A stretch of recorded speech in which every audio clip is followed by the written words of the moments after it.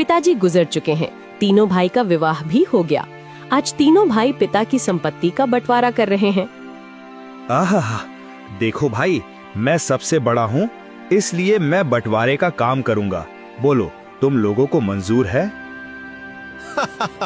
भैया मैं तो मंझला हूँ, आप जो बोलोगे मुझे स्वीकार है। भैया आप दोनों तो मेरे बड़े भैया हो, मैं तो सबसे छोटा हूँ। आप लोग जो फैसला करोगे मैं उसे स्वीकार कर लूंगा।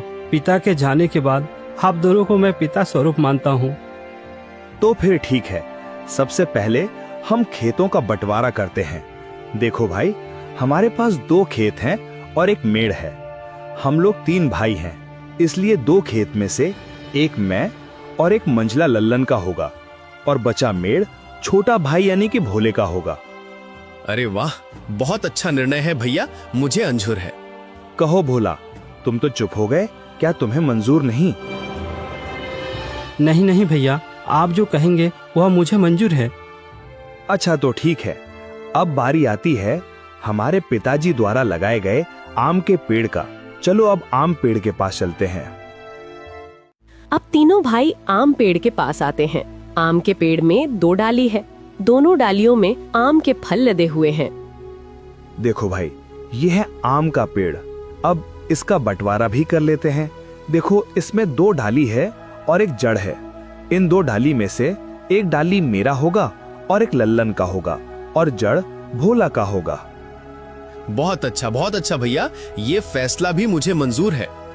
आप लोग तो बड़े हो, मैं तो सबसे छोटा हूँ। मैं भला आप लोगों के बात को कैसे टाल सकता हूँ? मुझे भी मंजूर है भैया। अब तीनों भाई घर के पास आते हैं। अब घर का बंटवारा भी होना है। तो फिर ठीक है, अब बारी आती है इस घर की। इस घर में 4 कमरे हैं और एक छत है। 2 कमरा मेरा होगा और 2 कमरा लल्लन का, और जो खप्पर का छत बच जाएगा वो भोला का होगा। भीमा के इस फैसले से भोला बहुत दुखी हो जाता है। फिर भी बड़े भाई का फैसला मानकर वो कुछ नहीं कहता है। इस तरह घर का बंटवारा भी पूरा हो जाता है।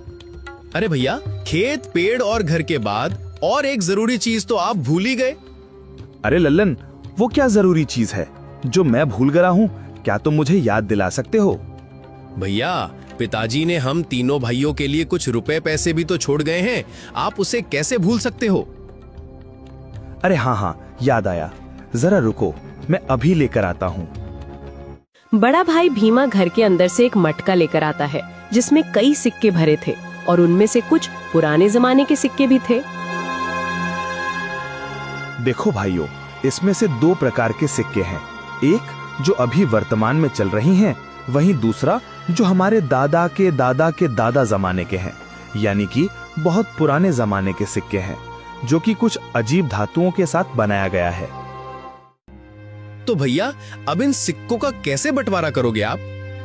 तो सुनो, अभी के जमाने में जितने भी सिक्के चल रहे हैं, उन सिक्कों को मैं और मंझला भाई लल्लन का होगा, और जो सिक्के बहुत पुराने हैं, जो कि पुराने धातुओं से बनाए गए हैं, वो भोला का होगा। इस तरह दोनों भाई रुपए पैसे को भी ले जाते हैं। देखो भोला, पुराने जमाने के सिक्के में सिर्फ 4 ही सिक्के बचे हुए हैं। तुम चाहे तो इन 4 सिक्कों को ले जा सकते हो। और बहुत ही पुराने जमाने के 4 सिक्के भोला को देते हैं।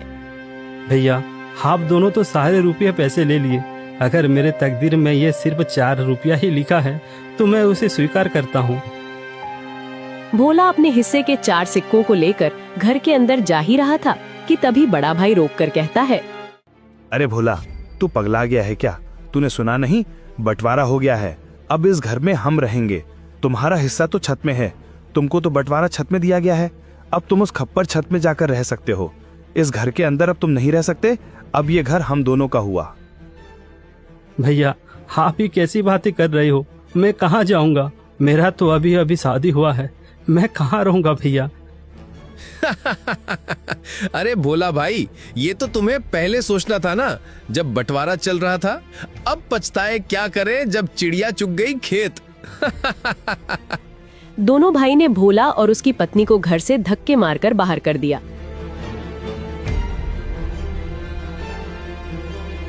वहीं दोनों पति पत्नी गांव के तालाब किनारे अपनी एक छोटी सी कुटिया बनाकर रहने लगे। हे भगवान, यह हमारे साथ क्या हो रहा है? अब ना घर का रहे ना घाट का, कैसे चलेगा जीवन? 2 वक्त की रोटी तो छोड़ो, एक रोटी भी नसीब में नहीं है। अब रोते जाओ, जी भर के रोते रहो। अकल तो तुम्हारी घास चढ़ने गई थी, मेरी मती मारी गई थी जो मैंने तुम्हारे साथ विवाह किया। मेरी तो किस्मत ही खराब है। बड़े भाई बोलकर तुमने कुछ ज्यादा ही इज्जत दे दी। देख लिया नतीजा, अब भुगतो। पद्मा, वह दोनों मेरे बड़े भाई थे। अब बताओ भला मैं उनसे कैसे सवाल जवाब करता? अच्छा, तुम्हारे बड़े भाइयों ने तो अपने छोटे भाई के लिए कुछ नहीं सोचा? सब कुछ तो रख लिया। तुम्हारे हिस्से में क्या दिया है? खेत के नाम पर मेड़ दिया है और पेड़ के नाम पर जड़ दिया है, घर के नाम पर छत दिया है और पैसे के नाम पर ये आदम जमाने के 4 सिक्के दिए हैं। पद्मा, अब बस भी करो, और कितनी ताने मारोगी? अब छोड़ो उन बातों को। चलो छोड़ दिया, अब बताओ आगे का क्या? क्या करोगे, क्या खाओगे, कुछ बताओगे मुझे? अब मैं क्या करूं पद्मा? अब तो मेरे पास कुछ भी नहीं है। एक काम करता हूँ, मैं मुखिया के पास इन पुराने सिक्कों को लेकर जाता हूँ। शायद इन सिक्कों के बदले मुझे कुछ नया सिक्का मिल जाए।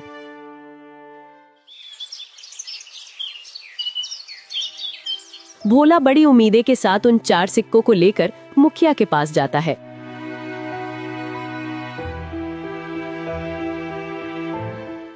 अरे भोला, तुम यहाँ?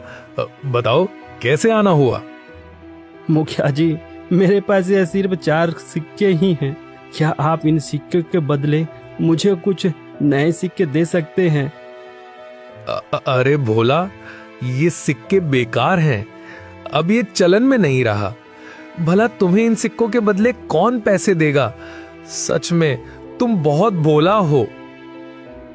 अब मैं क्या करूं? हे भगवान, मैं तो बर्बाद हो गया। मेरा सब कुछ लूट गया। अब देखो भोला, मैंने भी तुम तीनों भाइयों के बंटवारे की बात सुनी है। सुनकर बहुत बुरा लगा। दोनों भाइयों ने तो सब कुछ ले लिया और बदले में तुम्हें कुछ नहीं दिया। ऊपर से उन निर्दयी भाइयों ने तुम्हें घर से भगा भी दिया। हे भगवान, ऐसा भाई तो दुश्मनों को भी ना मिले। अभी क्या करूं मुखिया जी? लगता है मेरी तकदीर में कुछ नहीं है। मेरा मर जाना ही ठीक है। तुम्हारी दुख मुझे देखा नहीं जाता भोला, पता नहीं क्यों। वैसे तो मैं किसी के ऊपर दया नहीं करता, फिर भी तुम्हारा दुख देखकर मेरे जैसे कठोर दिल भी आज पिघल गया। एक काम करो भोला, कल से तुम और तुम्हारी पत्नी मेरे खेतों पर काम करो। मैं जितना मजदूरी दूसरे मजदूरों को देता हूँ, उससे ज्यादा मजदूरी मैं तुम दोनों को दूंगा। वैसे भी तुम्हारे पास अभी कोई काम नहीं है। हाँ मुखिया जी, मैं आपके यहाँ काम करूंगा। मेरी पत्नी भी काम करेगी। ठीक है भोला, तो फिर कल सुबह से खेत पर काम के लिए आ जाना। और ये तुम अपने सिक्के अपने पास ही रखो, शायद यही तुम्हारी 4 रुपए की तकदीर वाली निशानी है। भोला उदास होकर वापस अपने कुटिया पर आता है। भोला की पत्नी रास्ता देख रही थी। भोला अपनी पत्नी के पास आकर सारी बातें बताने लगता है। अब यही दिन देखना बाकी था। अब हमें दूसरे के खेतों में काम करना पड़ेगा। हाय रे मेरी किस्मत। अब देखो पद्मा, तुम ज्यादा ज्ञान मत दो। हमें काम मिला है, कल से काम पर जाना है। इस तरह दिन गुजरता गया। भोला और पद्मा अब मुखिया के खेतों पर काम करने लगे। रोजी रोटी का एक जरिया उन्हें मिल गया। खेतों पर फसल लहलहाने लगी। अरे भैया, इस साल तो हमारा फसल बहुत अच्छा हुआ है। हाँ भाई, इस साल तो बहुत ज्यादा फसल हुआ है। इस साल बहुत आमदनी होगा। अब चलो भैया, अब घर चलते हैं, कल सुबह फिर आएंगे।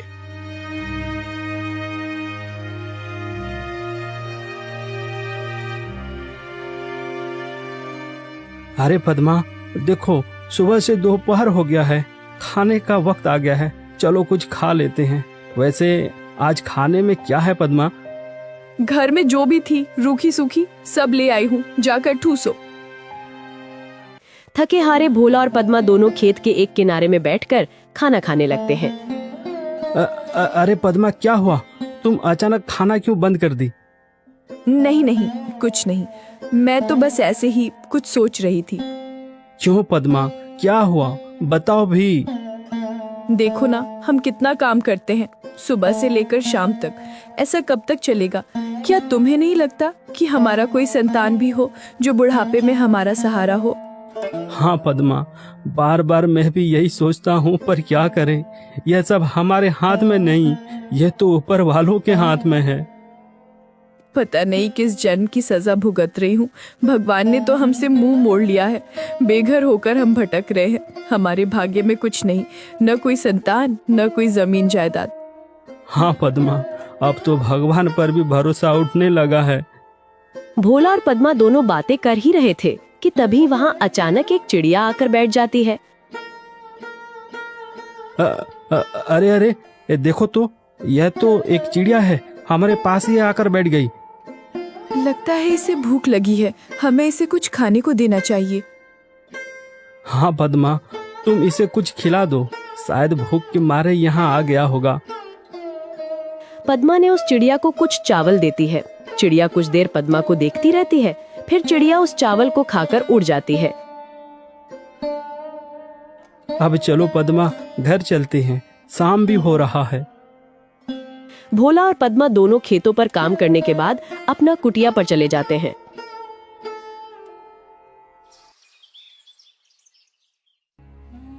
सुनिए भोला जी, ये फावड़ा उठाओ और मेरे साथ चलो। पर कहाँ? तुम फावड़ा लेकर कहाँ जाने की बातें कर रही हो? ज्यादा सवाल जवाब नहीं, मेरे साथ चलो, आज कुछ जरूरी काम करनी है। क्या? कोई जरूरी काम? वो भी इस वक्त, रात को? हाँ जी, आज हम वो काम करने जा रहे हैं जिसे आपको पहले ही कर लेना चाहिए था। पद्मा के कहने पर भोला फावड़ा उठाता है। दोनों पति पत्नी अपने उस खेत के मेड़ पर आते हैं जो उन्हें बंटवारे पर मिला था। पद्मा, यह तो हमारा मेड़ है, और वहाँ पर जो फसल लगी है, जहाँ पानी भरा हुआ है, वह तो मेरे दोनों बड़े भाइयों का खेत है, और हम जहाँ खड़े हैं यही हमारा मेड़ है। इसलिए तो मैं तुमको यहाँ लेकर आई हूँ बुद्धू। और सुनो, आप इस मेड़ को अभी के अभी तोड़ दो। ये क्या कह रही हो तुम? इससे तो मेरे दोनों भाइयों के पूरे फसल बर्बाद हो जाएगा। बिना मेड़ के भला खेती कैसे हो सकता है पद्मा? ये समस्या तुम्हारे भाइयों का है, तुम्हारा नहीं। हमारा मेड़ हमारी मर्जी, तोड़े या रखे। अरे वाह पद्मा वाह, मुझे पता नहीं था, तुम तो बड़ी होशियार हो, अब मुझे समझ में आ गया। इस तरह पद्मा और भोला ने खेत के सारे मेड़ को तोड़ दिया, जिससे खेतों से पानी भर गया और फसल बर्बाद हो गया। अगली सुबह जब दोनों भाई खेत पर पहुंचते हैं, हे भगवान, ये क्या हो गया? हमारे सभी फसल तो बर्बाद हो गया। कितनी अच्छी फसल लगी थी, सोचा था इस साल सोने के गहने लूंगा, पर सपना सपना ही रह गया। अरे भाई, हम दोनों तो बर्बाद हो गए रे।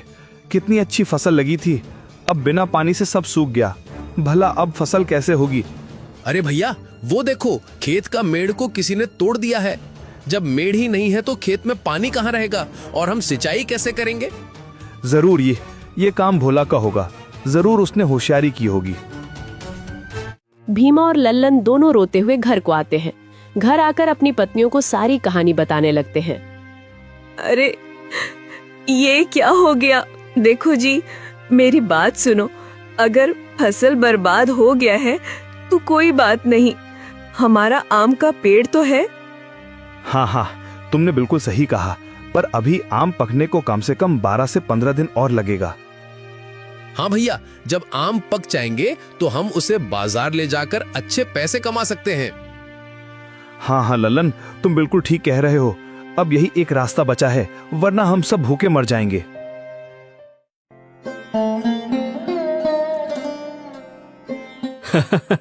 अरे पद्मा, तुम तो कमाल कर दिया, मेड़ तोड़ दिया। जैसी करनी वैसी भरनी, ये उन्हीं के कर्मों का फल है। सुनो जी, आज रात हमें और एक काम करना है। अरे पद्मा, इस बार क्या करना है? अरे बुद्धू, तुम अब देखते जाओ, वो तुम्हें शाम होने के बाद ही बताऊंगी। जैसे ही शाम हुआ, पद्मा और भोला दोनों कुल्हाड़ी लेकर उस आम के पेड़ के नीचे पहुंच जाते हैं जो उन्हें बंटवारे पर मिला था। सुनो जी, क्या यही वो आम का पेड़ है? हाँ पद्मा, यही तो बंटवारे वाला आम का पेड़ है। एक डाल पर बड़े भैया और एक डाल पर मंझला भैया का अधिकार है। तो फिर हमारा हिस्सा कौन सा है? अरे पद्मा, मैंने तो पहले ही तुम्हें बता दिया था कि हमारा हिस्सा सिर्फ जड़ है, इसके अलावा और कुछ भी नहीं। तो फिर ठीक है, इस पेड़ का जड़ तो हमारा है, इसलिए इस जड़ को रखे या काटे हमारी अपनी मर्जी। दोनों पति पत्नी आम के पेड़ को काट देते हैं। आम का पेड़ नीचे जमीन पर गिर जाता है। एक जोरदार आवाज होता है। भीमा और लल्लन दौड़कर पेड़ के पास आते हैं। भोला और पद्मा को दोनों भाई पकड़ लेते हैं। अच्छा, तो तू है भोला, तू हमसे बदला ले रहा है। आज तो तेरा खैर नहीं, तुझे तो इसकी सजा जरूर मिलेगी। अरे रुको भैया, हम इन दोनों को राजा के पास ले चलते हैं और इनको कौड़े की मार वाला सजा दिलवाते हैं। हाँ, बिल्कुल ठीक कहा लल्लन तुमने। भोला और पद्मा को दोनों भाई रात भर कमरे में बांध कर